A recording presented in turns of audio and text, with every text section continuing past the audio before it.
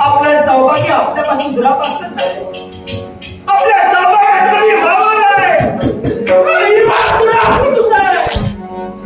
त्याने आमचं सौभाग्य जिवंत होऊ शकतो.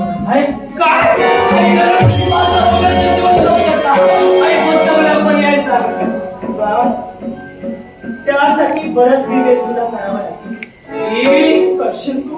घडलेली चूक सुधारण्यासाठी, कोणतेही दिव्य करण्यासाठी आज हा तुमचा पुत्र तत्पर होईल. आपलं सौभाग्य पुन्हा शतवंत होऊ शकतात. होते हे कसे काय? या स्थानाचा त्याग करून तुला जावं लागेल ना, ते नाग लोकांपर्यंत. माझे पितृदेवता म्हणजे शेषनाग यांच्याजवळ एक जीवक मणी आहे आणि त्या मण्याचा स्पर्श जर धनुर्धारी पार्थ्यांच्या देहाला झाला असेल तरच आपलं सौभाग्य पुनश्च जिवंत होऊ शकते. त्यांच्याजवळ असताना तो जीवक मणी, त्या जीवक मण्याचा स्पर्श जर त्यांना झाला आपलं सौभाग्य आपल्याला मिळू शकतं. आई काशीन आई त्या संजीवक मण्याच्या जर योगे करून माझी पितृदेवता जर जिवंत होते तर तो मणी आणण्यासाठी बाळ पूर्णपणे माझा विश्वास तुझ्यावरती आहे. मला सांग, माझी पितृदेवता आता तुझी आजोबा यांना कधी पाहिलेस तू? त्याने तुला कधी पाहिलंय का? मी पाहिलं नाही. तू माझा पुत्र आहेस हे कसं काय ओळखते? यासाठी एकच करावं लागेल. अरे ज्यावेळी धनुर्धारी पार्थाने यांचं माझं लग्न झालं ना, त्यावेळी माझ्या बाबांनी ही मुद्रिका आणि तुझा जर तू गेलास ना, ही खूण महत्वाची आहे. ही मुद्रिका त्यांना दाखव. मुद्रिका दाक्षिणी ते भावी नक्कीच तुझी आणि त्यांची ओळख पडेल.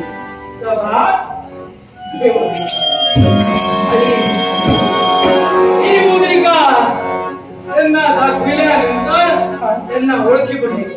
मग आई तुम्हा दोघांनाही भरोशाचा शब्द अपवान देतोय. आई तो संजीवक मणी घेऊन येईल. पाच राजांना पुनर्जीवंत करील. यासाठी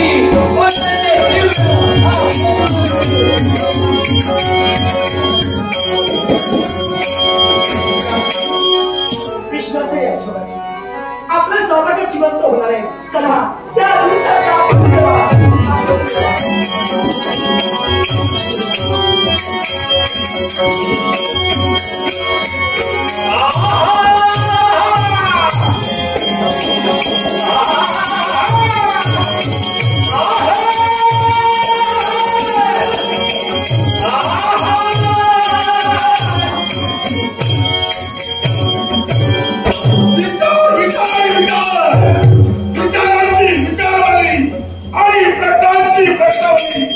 मनाच्या ठिकाणी एकसारखी भेसवते आणि हे जर विचार कोणते असतील तर हो, 18 महाभारतीय युद्ध कौरव मानवाच्या ठाई घडलं गेलं ते 18 दिवसाचं महाभारतीय युद्ध आणि याच युद्धाच्या ठाई विजयाची विजयश्री या पांडवांनी प्राप्त केली आणि त्याच 18 दिवसीय महाभारतीय युद्धाच्या ठाई जी गोत्र हत्या झाली आणि याच गोत्रहत्येपायी त्याचा पापोच्चार करण्याकरिता पृथ्वी दिग्विजयासाठी सोन्याला श्यामकर्ण वारू आणि याच श्यामकर्ण वारूच्या स्मरशना प्रित्यर्थ असणारे आपले सगळे बालवीर त्यांचं संरक्षण करते. पण आजच्या वेळी एक सारखा माझ्या ठिकाणी विचार निर्माण होतोय. एक सारखे शब्दवाद सुद्धा मला होत आहे. एक सारखे शब्दवाद होत आहे आणि त्यात शब्दाच्या ठिकाणी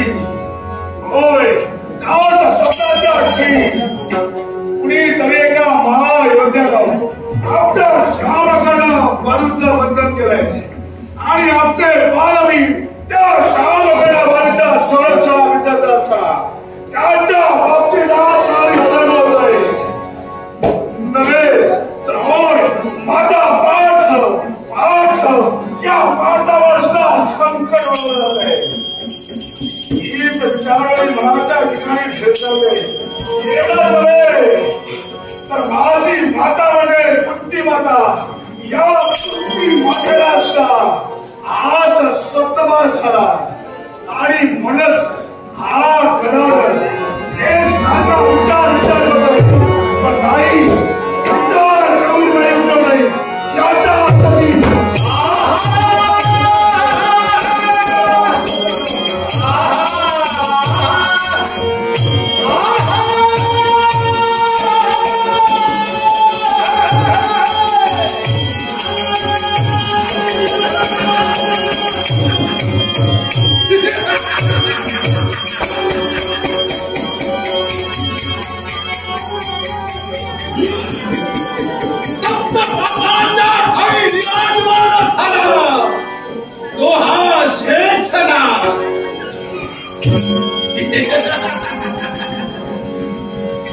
ओम विष्णवे नमः.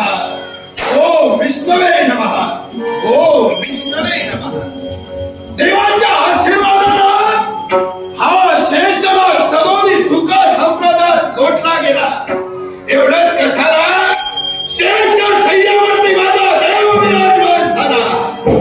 आणि या साऱ्या सृष्टीचा भार जगातल्या माणसाची ठेवला. अजून सुखाचा सुखलोट प्रत्येकाच्या जीवनात काय म्हणून हवा. मनाच्या ठाई एकच सुख मला मानलं जात आहे आणि ते कोणतं आहे तर विश्वकार्यासाठी कुठेतरी माझा देहाचा उपयोग होतोय.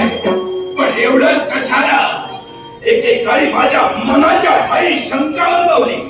माझ्या मनी उद्भवली आणि त्याच इच्छेची पूर्तता करण्यासाठी साक्षात ब्रह्मदेवांपर्यंत आमची पावलं वळली गेली. ब्रह्मदेवांनी प्रश्न केला, शेष कोणती अशी इच्छा तुझ्या मध्ये उद्भवली म्हणून माझ्यापर्यंत येणं केलं. त्याच वेळी ब्रह्मदेवांना इच्छा आम्ही का दिली. देवा विश्वाच्या ठाई या नागकुळाला कुठेही स्थान नाही, कुठेही कामचं स्थान नाही आणि त्याच्या स्थानासाठी हा शेष आपल्या चरणापर्यंत आलाय. देवानं आम्हाला स्थान दिलं ते कुठं माहितीये का. विश्वाच्या ठाई सप्त पाताळ घडली गेली. रसातल अतल वितल सुतल रसातल आणि तळातल आणि महातल आणि पाताळ या सप्त पाताळाच्या ठाई असणारं ते म्हणजे रसातळ होय. पण या रसातळाच्या ठाई आम्हाला स्थान मिळालं. कुठले ते दानव त्यांच्या पोटात दुखणार नाही म्हणून दानवांना शांतता नाही का तर आपल्या पाताळाच्या ठाई नागांचं अस्तित्व आहे. आणि म्हणून आक्रमण केलं आम्हा नागांवरती. पण आमची शक्ती कुठेतरी कमी पडू लागली म्हणून आम्ही शिवशंकरांचा धावा केला. शिवशंकरांचा धावा केल्यानंतर शिवशंभू माझ्यावर प्रसन्नही झाले आणि तदनंतर शिवशंकरांनी आमच्या हाती दिला तो म्हणजे संजीवक मणी. तो आता संजीवक मणी मस्तकी धारण केला आणि पुनश्च रसातळात पावलं टाकताक्षणी अनेक दानवांना अनेक आम्ही महाराजांनी पाडलं गेलो. आणि म्हणूनच विश्वाच्या ठाई या शेष नागाचा डंका पडला जातोय.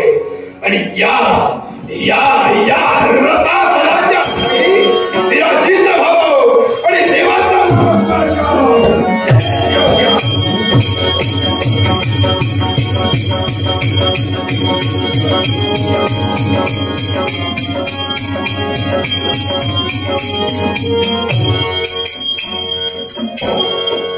अरे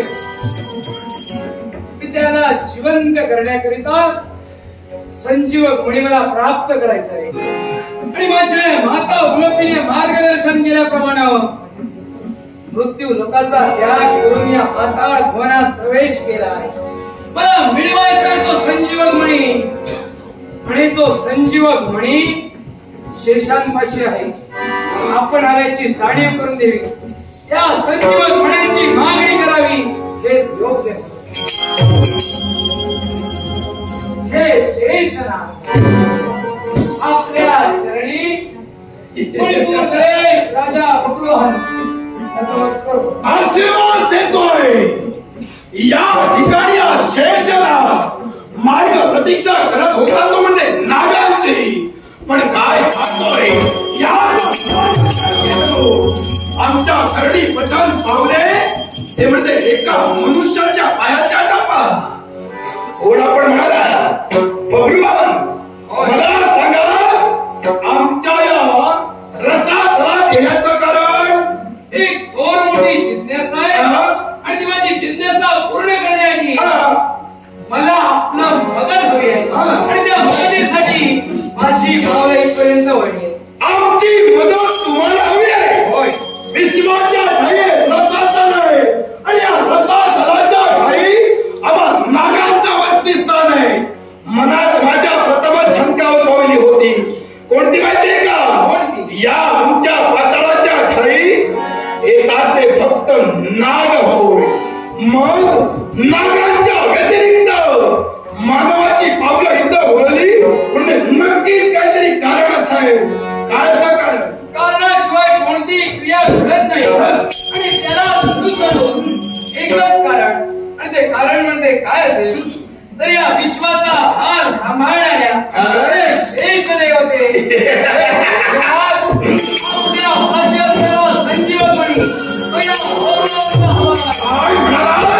शिवशंकरांच्या आशीर्वादानं तो संजीवक मणी आम्ही हस्तगत केला, तो संजीवक मणी आपल्याला हवा आहे होय। तो संजीवक मणी सहजासहजी कुणालाही मिळणारा नव्हे, याच्याही मुळाशी कारण आहे। काय तो मणी आम्ही आमच्या कुळाच्या उद्धारासाठी हस्तगत केला। आमच्या जवळकर कुठल्या नागाने आमच्याकडे भूमिका उपस्थित केली असती, कदाचित विचार विनिमय करून तो मणी आम्ही दिलाही असता, पण मानव माझ्याकडे जर का मणी मागत असेल, माफ करा तो मणी आपल्याला मिळणार नाही। मणी आम्हाला मिळणार नाही, अरे दक्षिणा या मण्याची मला गरज आहे आणि माझी पावलं इथपर्यंत वळली आहे। हा शेषनाग तुम्हाला एकच सांगू इच्छितो, आपला पाहुणचार आम्ही करू, पाहुणचार घ्या आणि आल्या पावलानं चालते व्हा। संजीवक मणी न देण्यामागचं कारण एक आमच्या नागकुळाच्या उद्धारासाठी तो संजीवक मणी प्राप्त केला, तो पुन्हा मानवाच्या हाती मी तरी देणार नव्हे। मग तुम्ही तुमच्या कुळाच्या रक्षणासाठी मणी जर ठेवला असेल तर मी सुद्धा कोणी परकार आहे। उलुपियाचा पुत्र हा भगवान आहे आणि आजोबा वारे वा, कुळाच्या उद्धारासाठी हा संजीवक मणी मला हवाय, त्या म्हणतोय आता ओळखलं तुला। अरे चोरा इथं आलास, प्रथम सामोपचारानं मणी मागितलास, आता तुला माहिती आहे हा शेषनाग कुणी सामान्य नव्हे, कुणाच्याही हाती मणी देणारा नव्हे, आणि म्हणून नातवाचं आणि आजोबाचं नातं जोडून पाहतोय, चालतोय तो। हे शेषनाग जे सत्य आहे ते मी आपल्याला कथन करतो, कारण मी तुमचा नातू आहे, तुम्ही नातू म्हणून माझा स्वीकार करावा आणि तो संजीवक मणी देणारा देवा ही माझी तुमच्याकडे प्रार्थना आहे। एक तुला सांगेन, विश्वाच्या पाठीवरून कुणी येईल आणि मला नातू म्हणून सांगेल, नातवंडांना खेळवून बसू, नातवंडांना खेळवत बसवण्याची आपल्याला गरज नसेल तर नका खेळू। आपल्या उद्धारासाठी जर तुम्ही संजीवक मणी ठेवला असेल तर त्या उलुपीच्या सौभाग्याच्या रक्षणासाठी, अर्थात माझी सावत्र माता उलुपीच्या सौभाग्याला पुन्हा जीवनदान देण्यासाठी तो संजीवक मणी मला हवा। हे पहा, मी शेषनाग, माझी कन्या उलुपी माझ्या कुळात किती जन्माला आले हे मला ज्ञात नाही, असा मी अक्कल मोठा नव्हे, काही झोपलेलो होतो, मला ज्ञात आहे माझी उलुपी कन्या आहे आणि त्याचा पुत्र तो नव्हे हेही मला ज्ञात आहे। तिचा पुत्र नाहीये, पण तिचा विवाह धनवारी पार्थांची झाला आहे, शांती झाला। पार्थ माझी पितृदेवता मी मानतोय, त्या नात्याने ती माझी सावत्र माता आहे आणि सावत्र मातेने सांगितल्याप्रमाणे इथपर्यंत मी आलाय। त्या धनवारी पार्थांना जिवंत करतो. तुला मणी हवंय एका वेळी मला मान्य नाही तरी सुद्धा मी म्हणे तू माझा नातू. पण मला सांगे तुला या म्हणायची गरज का असली? एकाच कारणासाठी. तर एका कारणास्तव माझ्या हस्तानी त्या सर्वधारी मातांचा चिरंछेद झाला. पुत्राच्या कडवी बापाचा चिरंछेद झाला म्हणून आणि माझ्या मातेनं मला आज्ञा केली म्हणून तो माझ्या पितृदेवतेला जीवनदान देण्यासाठी हा संजीवक मणी मला हवाय. कदाचित मणी तुला दिलाय असता पण आता तुझ्या मुखातून मुकोटकार बाहेर पडले. काय म्हणे पार्थाचा शेवट तुझ्या हातून झाला आणि त्याला जिवंत करण्यासाठी तुला मणी हवाय. आता तर मणी मुळीच मिळणार नाही. हो कारण ज्या पार्थानं कळत न कळत होते त्याचं त्याला माहिती. पण आमच्या नागकुळाचा शेवट होणार होता. नागकुळाला त्याला धिडसावलं होतं आणि आता त्याला जिवंत करायला मणी मी देऊ. बोलण्याचा मतदार्थ एकच कोणता? आठवत असेल तुला की माहित नाही पण खंडवन त्याला जाळलं होतं. त्यात आमचं नागपूर संपुष्टात येणार होतं. खंडवन का जाळलं होतं? सांग का जाळलं होतं तुला विचारतो. तुझ्या नागपूर तिथं जर होतं तर त्या धनधारी पार्थानं ते खंडवन का जाळलं? आता तू इथं मणी न्यायला आलास. तुझ्या मुखातून तू स्पष्ट कर त्यानंतर मी माझा तुला सांगतो. का मी तुला बुद्धिमान बनू? मला बुद्धिमान बनवण्याची गरज नाही पण ते खंडवन का जाळलं होतं हे तुम्हाला ज्ञात नाही? मला ज्ञात नाही म्हणून तुला विचारलं ना. मला ज्ञात आहे म्हणून हा प्रश्न उपस्थित केला. ही पांडवांची भूमी होती. त्या पांडवांनी अग्नीच्या इच्छेच्या पूर्ततेसाठी ते खंडवन जाळलं. काय चुकलं त्यांचं? काय चुकलं त्यांचं? आता तुम्ही तुमच्या घरात निद्रा असते असाल एखाद्या इच्छेला येऊन तुमचं घर मी पेटवू? उत्तर द्या.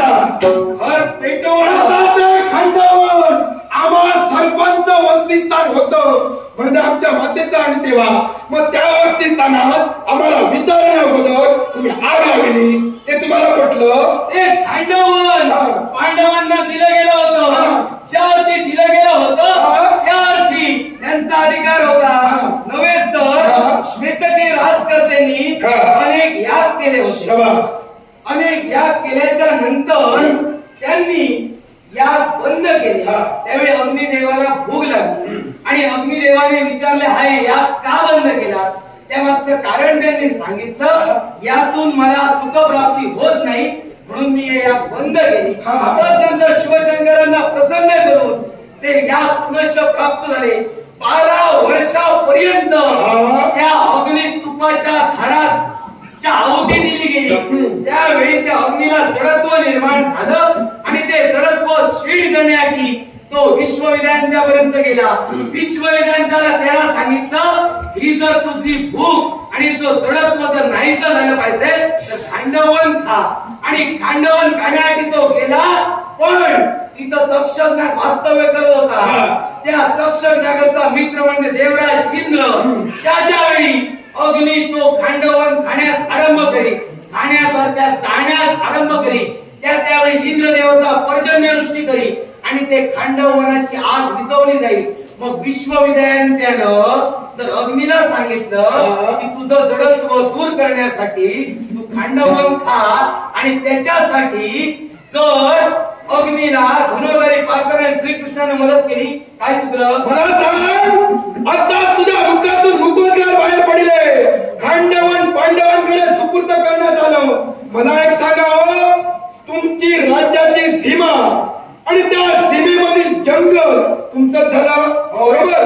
मग त्यातील प्राणी पशु पक्षी याच्या रक्षणाची जबाबदारी कोणावर आली? प्रत्येकाची रक्षणाची जबाबदारी ही राजकर्त्यांची असते. मग बरी जबाबदारी पार पाडला. सगळ्यांना पेटवत गेला. पेटवत गेल्याच्या मागचं कारण सुद्धा सांगतो. कारण स्पष्ट केलं आहे. विश्वविद्यालयाने अग्नीला सांगितलं की ते खांडवन खा आणि तुझी भोगांचं जडत्वाचं निर्मूलन कर म्हणून ते खाल्लं गेलं. याचा प्रश्न तुम्ही विश्वविद्यालयाला विचारायला पाहिजे होता. नक्की मला विश्वविद्यालयाने तुम्हाला सांगितलं आणि तुम्ही पेटविलं. मग तुम्हाला सुद्धा कळायला हवं होतं त्या वन्य प्राणी तिथं वास्तव्य करतात होता. मान्य आहे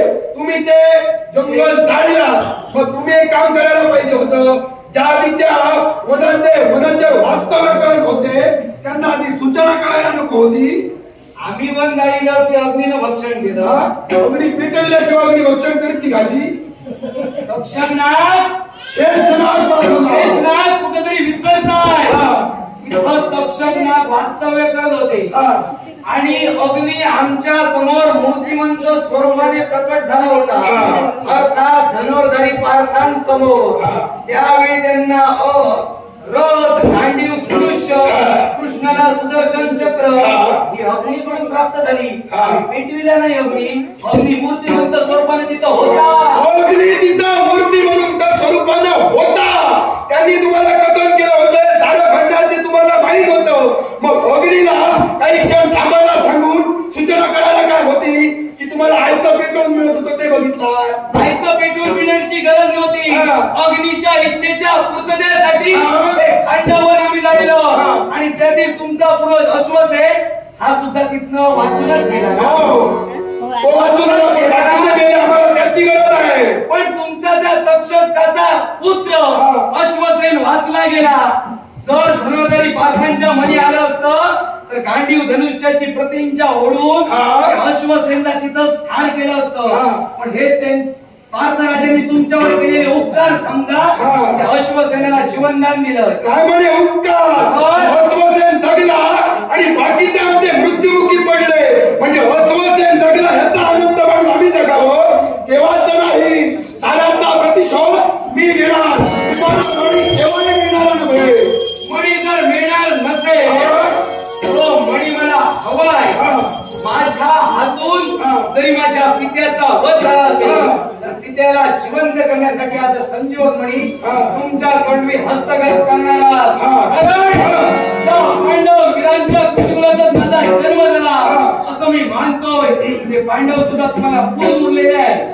मला तुझा त्या जन्म झाला हे प्रथम मान्यच नाही. त्यामुळे तुझं पुढचं काही मला ऐकण्याची गरजही नाही. या नागलोकात पांडवांनी थैमान घातला हे तर तुम्हाला ज्ञान आहे. मी प्रथमच सांगितलं तुला, मी तुला माझा नातूच मानत नाही तर मला गतकाळातून काय करायचं मानू नका, गरजच नाही. पण ज्या पांडवांनी या नागलोकात थैमान मांडण्यात तुम्हाला ज्ञान आहे. ज्ञान आहे, पण ते आम्ही पांडव आणि आम्ही नाग पाहून घेऊ. तू आमचा कोणी नाही चालतो. पण त्या पांडव घटकातीलच मी असं मी मानतो, कारण माझे पिता हे धनुर्धारी पार्थ आहे. पण ते जर तुम्ही जाणत असाल तरी ते काय घडलं होतं माहिती आहे ना? ते माहिती आहे, पण तुला सांगण्याची मला इच्छा पण वाटत नाही. या भक्तोदराने काय केलंय तुम्हाला ज्ञान आहे ना? चांगलंच. इथं शिवशंकराने वेगळाचं रूप धारण केलं ज्ञान आहे. ज्ञान आहे, मी समोर होतो. पुढे बोल. काय घडलं? मी कशाला सांगू, मला गरजच नाही. तू येशील माझा नातू म्हणून सांगशील, सारे ओळखून घेशील. प्रथम नातू तो मला कसा तो पटव, मला मान्य व्हायला पाहिजे. सारं तुला सांगेल. चित्रांगी तुमची कन्या, काय तिचा उलुपी तुमची कन्या. मग उलुपीचा पुत्र आहे पण सावत्र आहे, कारण तिचा विवाह धनुर्धारी पार्थांशी झाला हे तरी मान्य आहे. माझी कन्या तिचा विवाह कोणाशी झाला हे मला मान्य आहे म्हणून विचार नको. माहित आहे का? विचार. माहित आहे म्हणून सांगतो. माहिती आहे ना? कारण तुम्ही तो मणी मला देत नाही हा तुमच्या सवयीचा गुण म्हणावा की तुमचं कर्तव्य म्हणावा? माझं कर्तव्य.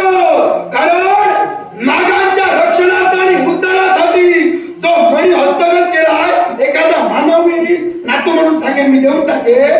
तुमच्या एका कन्येला तुम्ही वैधव्याच्या पंक्तीला बसविलात, कोणती न्याय आहे? आता मला सांग, तुला मणी हवाय की माझी कन्या वेळी पैसा? कन्याचा विषयच नाहीये. तर तुम्ही मणी देत नसाल तर तुमची ही सुद्धा कन्या वैधव्याच्या पंक्तीला बसणार. म्हणून सांगितलं ही तुमची वृत्तीच आहे की स्वतःच्या कन्येला वैधव्याच्या पंक्तीला बसवणे. अरे प्रथम तुझ्या बोलण्यावर माझा विश्वास नाही. जे काय आहे ते मी पडताळून पाहिन तर नंतर बघेन. ते आहे ते पडताळून पाहिजे तर नंतर विचार करा. हे शेष नाग देवते, जर तो मणी द्यायचा असेल माझ्या स्मरण करू नका, माझ्या समवेत चला आणि माझ्या पित्यांना जिवंत करा. तुला एक ज्ञात आहे की नाही माहित नाही, विचारलं म्हणून सांगतो. काय ते? माझ्या मस्तकावरती समस्त भूमीचा भार आहे. त्यामुळे हा शेषनाग तुझ्या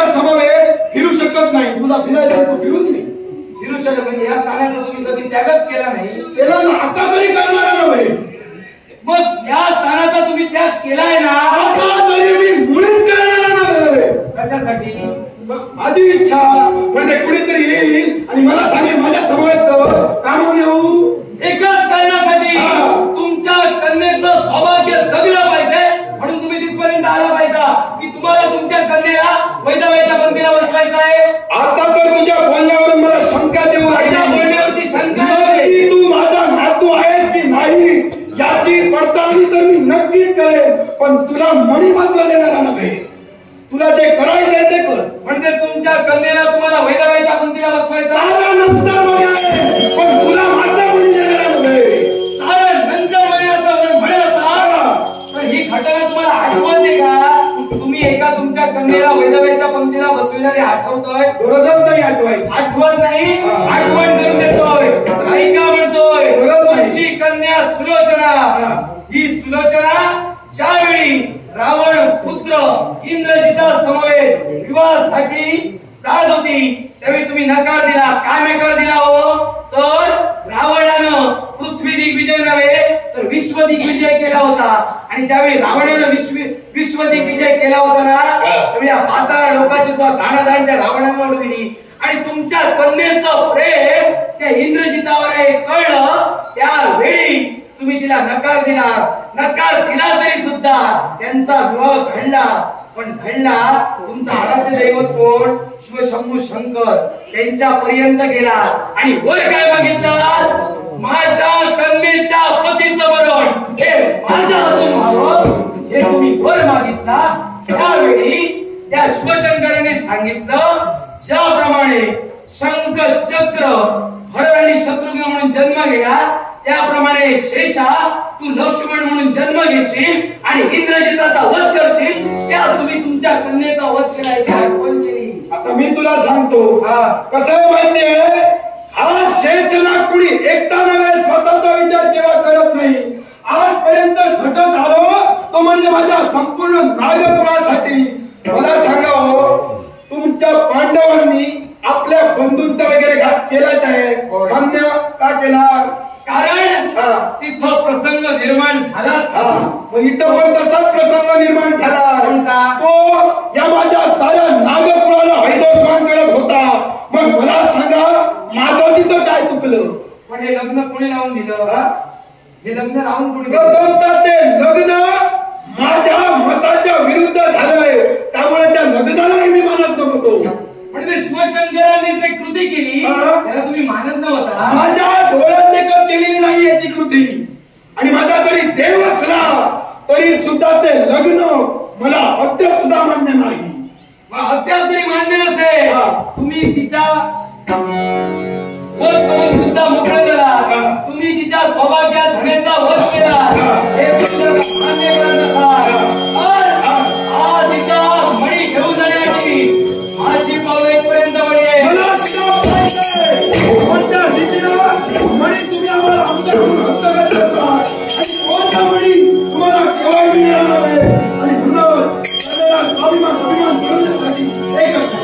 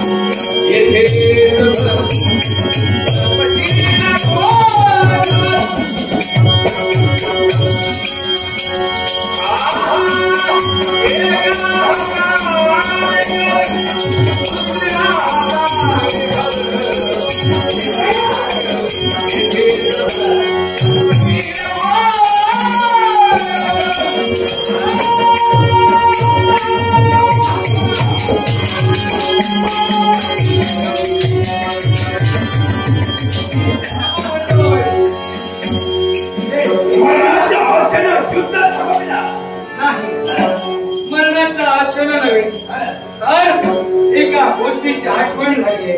आणि ती गोष्ट म्हणजे कोणती असेल? अशी सावत्र माता उलुपी माझी कन्या, तुमची कन्या ती मला म्हणाली होती की तुम्ही मला ओळखू शकला नाही आणि ओळखू शकणारे नाही कारण तुम्ही मला कधी पाहिलं नाही. सत्य. आणि म्हणूनच त्या माझ्या मातेनं तुम्ही दिलेली एक भेट तुम्हाला दाखवायला सांगितली आणि ती भेट म्हणजे कोणती असेल?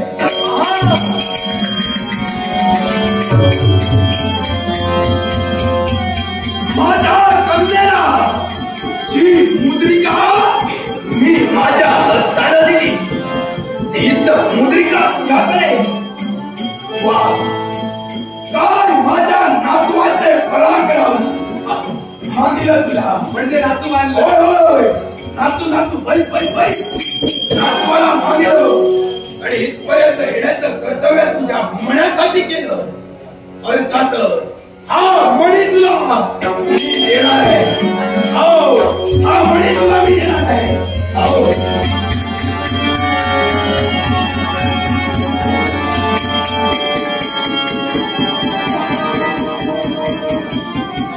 हा मणी तुला दिलाय पण एक गमत आहे. या साऱ्या धरणीचा तोल जातोय. सारी धरणी समजवायला होती तुझा तोल जातोय. त्यासाठी तुला काहीतरी करावं लागेल. समस्त पृथ्वीचा भार स्थिर करण्यासाठी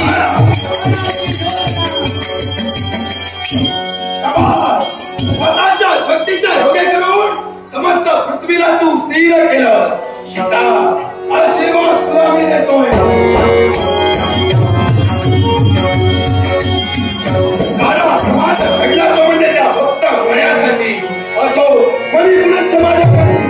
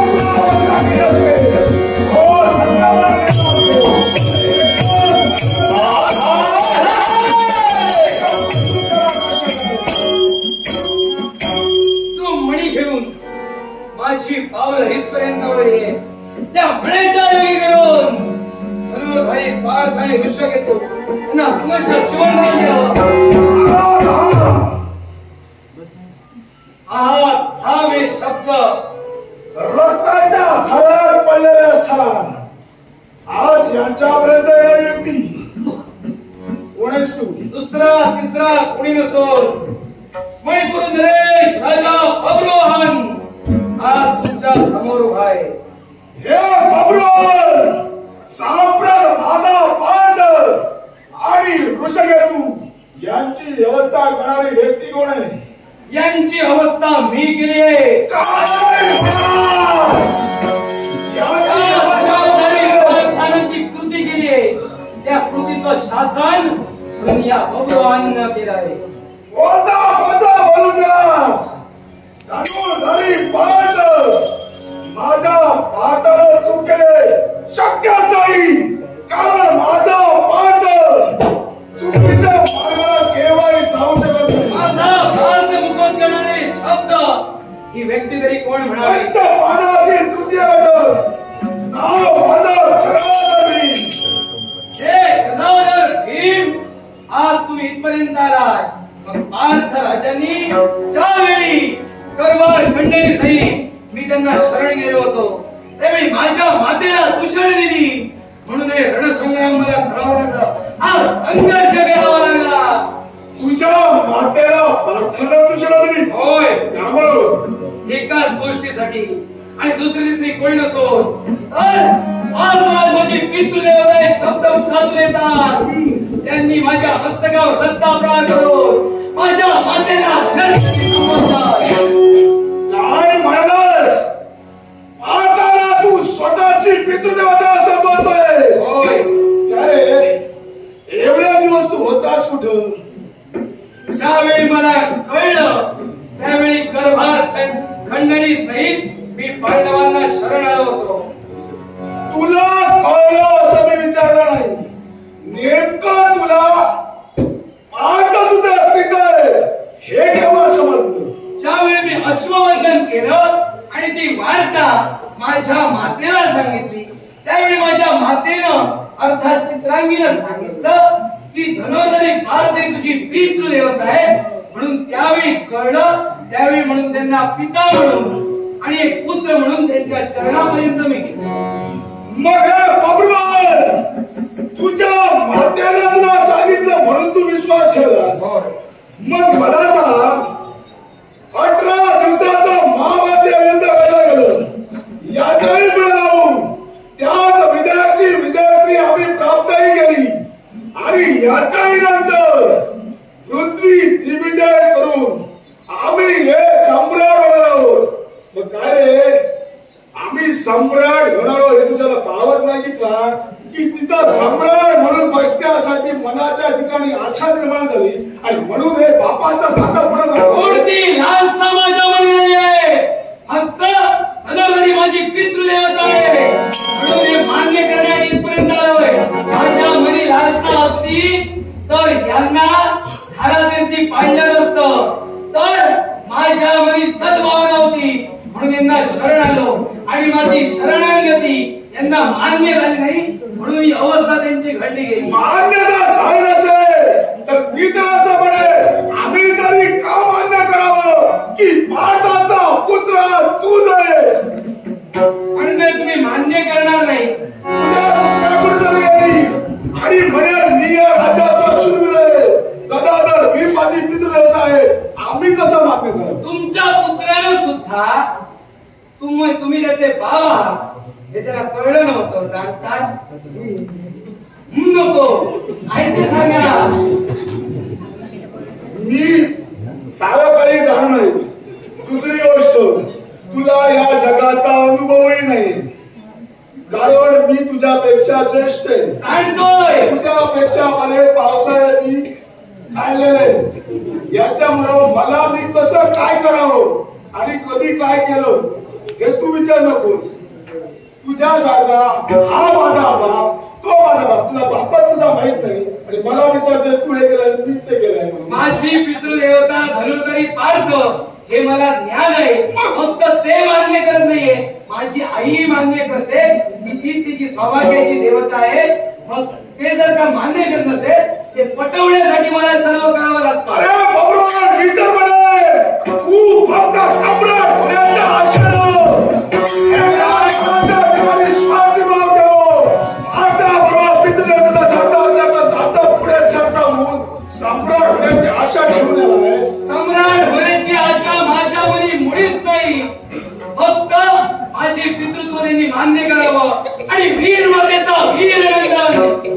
तुमचं संबोधावं.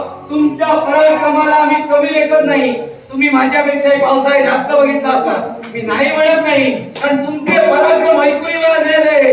तुम्ही काय रणभूमीवर पराक्रम केले आठवण करून देतो. वीर वीर बापाचा वीरनंद अजून झालेला नाही. उगाच काहीतरी बोलू नको. हे पटवण्यासाठी वीर बापाचा वीर पुत्र हे पटवण्यासाठी अजून झालेला नाही. दुसरी गोष्ट, वीर बापाचा वीर पुत्र म्हणून कधी सांगावं? अरे स्वतःच्या बापाला जिथं तू मारलंस आणि जगात कोकणून सांगतोस वीर बापाचा वीर पुत्र. पुत्रानं बापाला मारावं, हे कुठल्या शास्त्रात तू बापाला मारलंयस? शास्त्राला नव्हे, तर त्यांनी माझ्या माथ्याला दुश्मन दिली.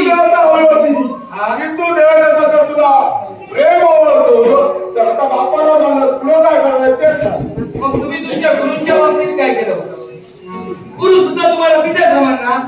आणखी काही सांगू नका. गुरु तुम्हाला पित्या समान. मी माझ्या गुरूंच्या बाबतीत काय केलं आणखी काही बोलू नका. मग मी माझ्या बाबाच्या बाबतीत हे कृत्य केलं हे मला योग्य वाटतं. त्यावेळी तुम्ही जर तुमच्या गुरूंच्या बाबतीत काय म्हणलो? बापाला तू आता मारलोयस, आता तुला स्वाभिमान जगाला काय दाखवणार आहे ते सांग. एकाच की वीर मातेचा वीर पुत्र आहे, त्यांना वीरानंद त्यांना हारादिंती म्हणलं. मग साऱ्या जगाला सांग, साऱ्या मुलांनी उठा आणि आपल्या बापाला मार आणि जगाला सांगा मी वीर बापाचा वीर पुत्र आहे. हे कोणी मी सांगू? हो, आता तुम्ही सांगा. मी प्राप्त परिस्थितीला अनुसरूनच म्हणणार आहे. मग तुम्ही सांगा की प्रत्येक शिष्यानं गुरुची दुर्बल अवस्था करावी, गुरुला गर्भगणित करावे. गुरुच्या गोष्टी तू मला शिकवून बाबाच्या गोष्टी गुरु तुम्ही शिकू नका. मी गुरुचं का सांगणार नाही? का? कारण बाबा म्हणून आई बापाला जन्म दिल्यानंतर आई बाप गुरुकुलापर्यंत पाठवतात आणि त्याच्यानंतर गुरु अभ्यास विद्या अभ्यासा गुरु देतो. आई बाप महत्वाचा का शिकवणारा गुरु महत्वाचा?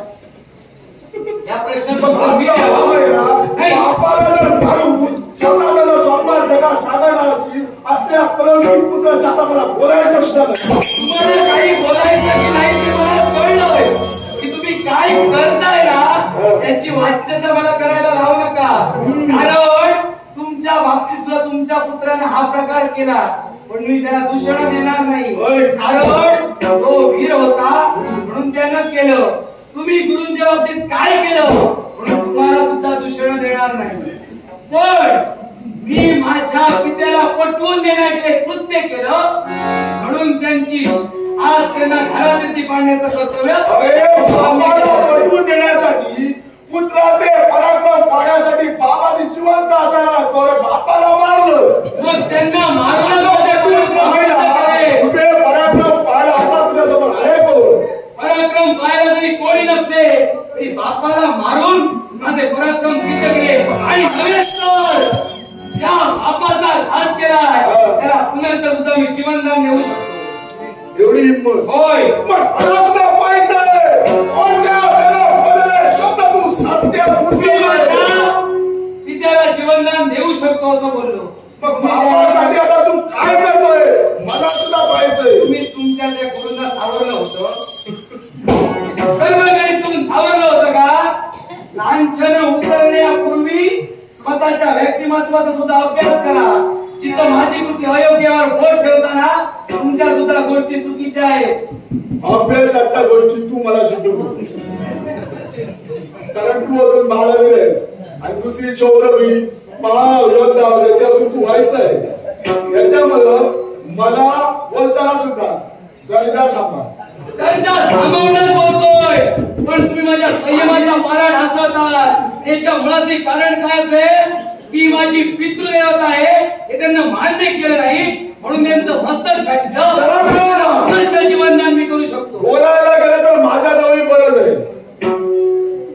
पण आपण कुठं बोलतोय आणि काय बोलतोय याची मर्यादा ठेवूनच प्रत्येकाला बोलायचंय. मर्यादा ठेवूनच बोलतोय आणि ते प्रसंग त्या प्रसंगाशी मिळते जुळते आहेत म्हणूनच बोलतो. आता मर्यादा संपली, याच्या पुढे काय करणार आहे ते त्याच्या पुढे एकच तुम्ही माघारी करा. मला माझं कर्तव्य पूर्ण करायचं आहे. व्यवस्था पाताळी लोकी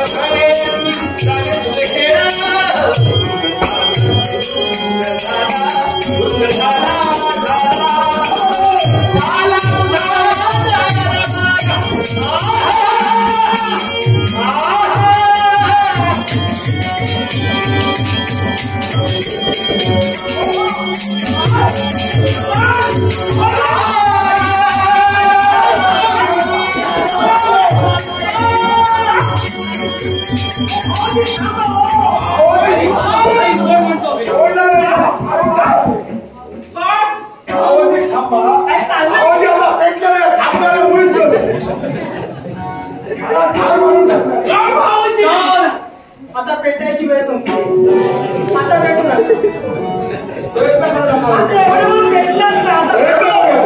पेटायची वेळ संपली आहे. आता विजवायचं काय ते काय चाललंय काय तुमचं? काय चाललं म्हणजे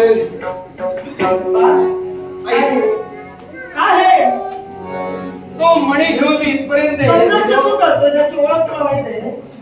अरे काय करतो ते हा पुतण्या आहे तुमचा का असं आहे. हे काका तू पुतण्या आताची भांडण मिटवा. काका सभा करा. काकांचं काय शिकवती बोलत आता नमस्कार करतोय. लहान आहे लवकर आला म्हणून सुटला मेला.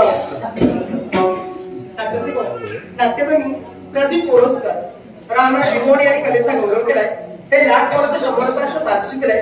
प्रदीप पोरसकर राणा बिबवणे यांचे आभार मानतो. पारितोषिकाचा तसंच आदरणीय नाट्यरसिक प्रदीप पोरसकर राणा शिवोणे यांनी माझ्याही कलेसाठी हे लाख वर्षाचं पारितोषिक दिलंय. त्यांचे आभार मानून या पारितोषिकाचा आदरपूर्वक स्वीकार.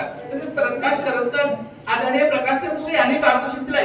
त्यांचे आभार मानून माझ्या संयुक्त दशरथ नाट्य मंडळाच्या वतीनं या पारितोषिकाचा हा संघर्ष नकोय. पण मला सांग तो मणी कुठे? आई पहा तो मणी मी घेऊन आलो. कोणा?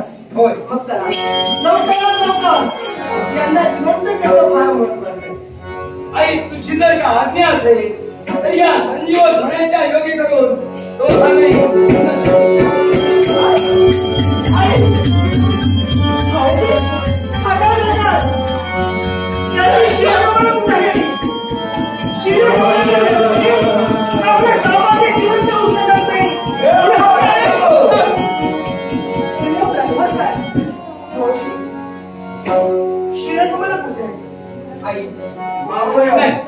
नाही मी फक्त लोकांचा घात केला. शिरावर त्यांच्या जरी घाव केला असेल तरी मी शिर कुठेही नेले नाही. अरे शिर कमल जर नसती आपलं सौभाग्य जिवंत होऊ शकत नाही. पण पर्यायी मार्ग आहे. ज्याने आतापर्यंत आपल्याला सहाय्य केलंय तो दयेचा देव, तो गोपाळ कृष्ण. त्या देवाला हात देण्याचे कर्तव्य करूया. नक्कीच तो देव काहीतरी मार्ग कृष्ण कृष्ण जय गोपाल कृष्ण, कृष्ण कृष्ण जय गोपाल कृष्ण. हरी रे कुंज विहारी काळ विते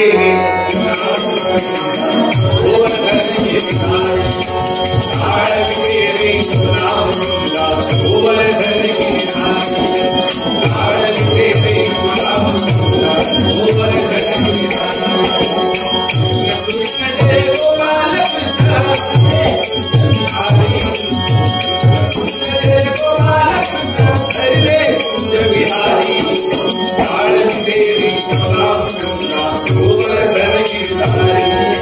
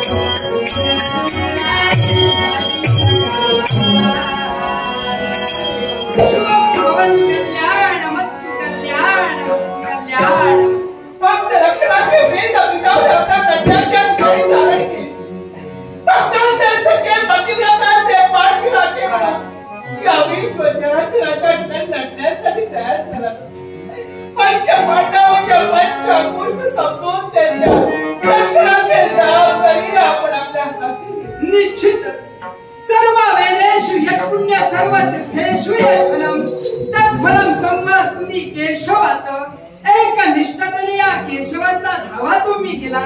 कोण असं संकटात निर्माण झालंय जेणेकरून या दयेच्या देवाचा आज तुम्ही धावा केला.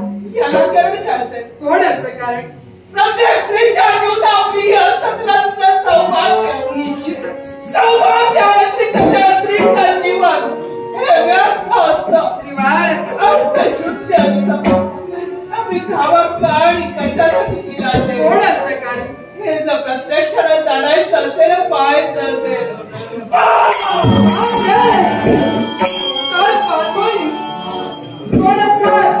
प्रसंग तुमच्या जीवनात निर्माण झाला आणि म्हणून या देवाचा धावा तुम्ही केला. अरे शिरकमला नाही आणि याचा सारखे विचार आम्ही करतोय. शिरकमला केली तरी ओम ब्रह्मणे ब्रह्म स्वरूपाय नमः. ओम ब्रह्मणे ब्रह्म स्वरूपाय नमः. ओम ब्रह्मणे ब्रह्म स्वरूपाय नमः. जाणीलं याची शील कमल कुठं गेली याची जाणीव आम्हाला झाली आणि ती कुठं गेली असती. आठवता तो प्रसंग ज्यावेळी अग्निदेवता क्षीण झाली आणि पुनश्च तेज मिळावं म्हणून ब्रह्मदेवांपाशी गेले. ब्रह्मदेवांनी सुचविलेला मार्ग अगदी खांडव वनाच्या ठिकाणी जाऊन त्या खांडव वनाच्या ठिकाणी असणारे पशु पक्षी वन्यजीव एवढंच कशाला सर्प आणि वनस्पती यांचा जर का जळून ते खाक झाले असतील तर अग्निदेव पुनश्च तुला तुझं तेज मिळेल आणि म्हणूनच अगदी अग्निदेवता खांडव वन जाळण्यासाठी निघाली खरी पण खांडव वनाचं रक्षण खऱ्या अर्थानं इंद्रदेव करत होते आणि म्हणूनच ब्राह्मण स्वरूपात अगदी अग्निदेवता माझ्या आणि पार्थाच्या समोर आली आणि भिक्षा स्वरूपात अगदी स्वतःची भूक शांत व्हावी यासाठी खांडव वन जाळून खाक करण्यासाठी तिथपर्यंत आले. त्यावेळी एकाच बाणानं अगदी पार्थानं ते खांडव वन जाळून टाकलं.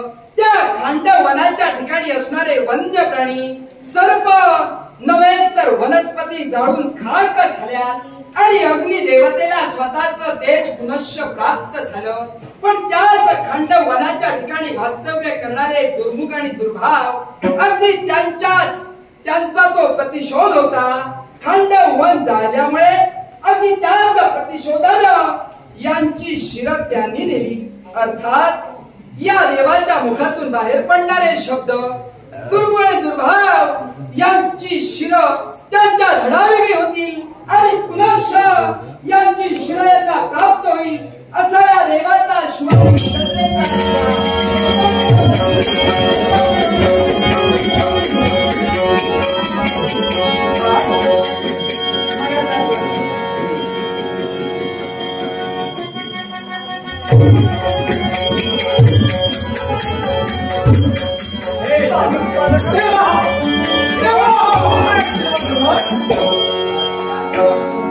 शुभाणी मंगलत्रेचा आशीर्वाद येण्यासाठी फार विलंब केला, पण आलोय तर तुझ्याच साठी.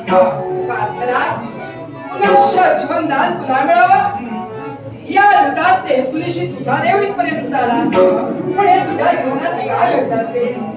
गंगा पुत्र भीष्म यांचा शेवट करण्यासाठी तू तत्पर ठरलास आणि असं असताना अगदी त्याच गंगेने तुला दिलेला शाप आपल्या पुत्राची ती व्यथा तिला पाहवली नाही आणि गंगेने दिलेला शाप की तुझ्याच पुत्राचरी एक ना एक दिवस तुझा घात होईल आणि तोच शाप सत्य करण्यासाठी हे नवनाट्य या देवाला घडवावं लागले. हे भगवान, अरे एक शब्द सुद्धा शिष्टाला नाही केला. तुझ्या मातेला नर्तकी म्हटलं याला सुद्धा कारण आहे. अरे वीर केव्हा जागृत होतो शाळेत त्याच्या मातेला दूषण दिले जातात. तुला जर मी दूषण दिले नसते तर तुझे पराक्रम या विश्वाला कदाचित पाहिलेही नसते. एका ध्यानाप्रमाणे तो मला शरणाला असता. ज्याप्रमाणे माझा बाळबंधू वीर अभिमन्यू या स्वप्नाला पात्र ठरला तद्वत तुझं नाव सुद्धा या विश्वावर घ्यावं म्हणून तुझ्या बाबतीत आम्ही हा प्रकार निर्माण केला. आता या विश्वाला छाती ठोकून तुझा बाळ सोडणार आहे. माझा बाळ बबरुवान फक्त एका मातेचा वीर पुत्र नव्हे तर वीर बबरुवान या सौंदर्य